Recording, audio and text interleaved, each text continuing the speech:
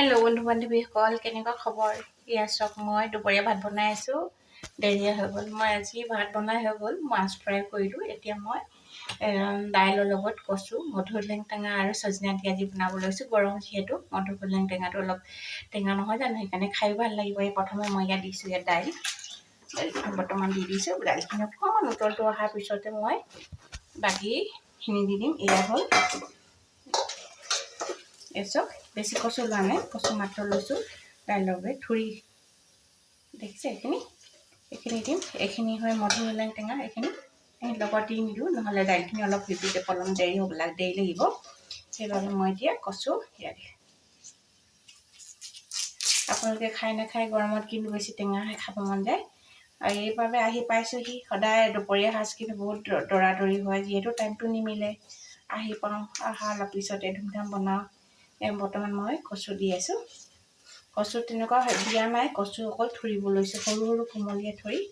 দেখিছেনে? এইবিলাক খুব ভাল লাগে। এইটো ভাপতো দি খাব ভাল লাগে, পাতত দিও ভাল লাগে। আপোনালোকে খাই নাখায় নাজানো, কিন্তু মই বহুত ভাল পাওঁ।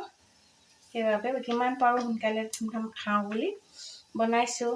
আপোনালোকৰ খোৱা বোৱা হ'লনে জনাব।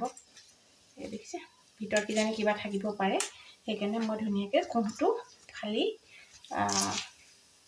চাফা কৰি এয়া বাচিছোঁ। এনেকৈ মই দি আছোঁ।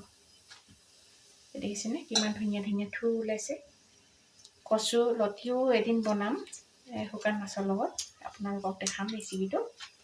বৰ্তমান দেখিছে দি আছোঁ।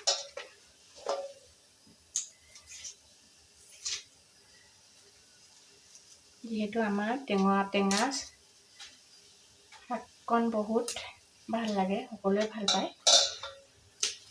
তাৰপিছত বৰ্তমান মই কচুখিনি বাচি কেৰাহীত দিলোঁ। এয়া এডাল আছে আৰু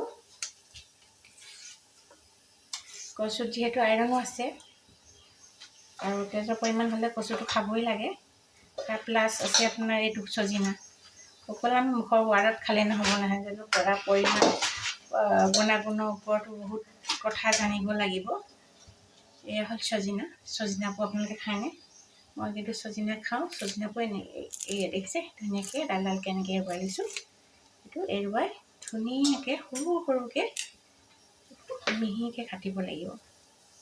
তাৰপিছত ইমান ধুনীয়া হৈছে কোমলীয়া পাতটো। খাই চাবচোন এদিন।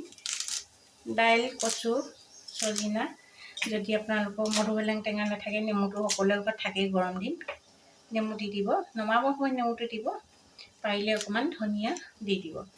ধনিয়া দিলে মানে গোন্ধটো ভাল লাগে আৰু খায়ো ভাল লাগে।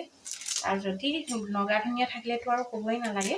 এতিয়া বৰ্তমান মই গুচাইছোঁ। বেছি দিয়া নাই, অলপ দিম। ইমানখিনি হৈছেগৈ আৰু এইটো চাওক। দুপৰীয়া সাজ মানে খুব খুন্দা হয়। ডিউটিৰ পৰা আহি পাওঁতে এইখিনি বনাওঁতে সময়ো লাগে।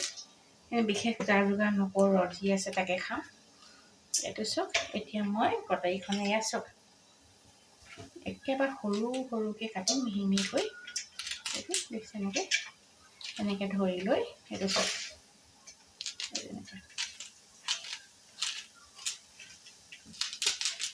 মাইকী মানুহ প্ৰথম ভিতৰতে যি নকৰিলোঁ, প্ৰথম পাকঘৰটো কথা ভাবিবই লাগিব। এয়া এটা উতল আহিছে ধুনীয়াকৈ। উতলটো আহোঁতে মই ইয়াত দি দিম নিমখ। বৰ্তমান দিবলৈ হৈ গ'ল।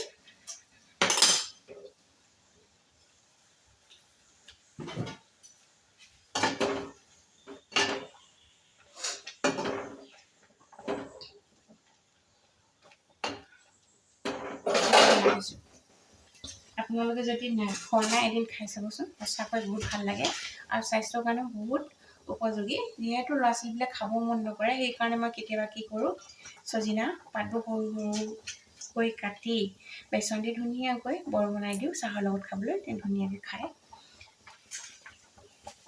ঠিক আছে দিয়ক, খোৱাৰ পিছত আকৌ আপোনালোকক জনাম। বাই বাই, আকৌ লগ পাম।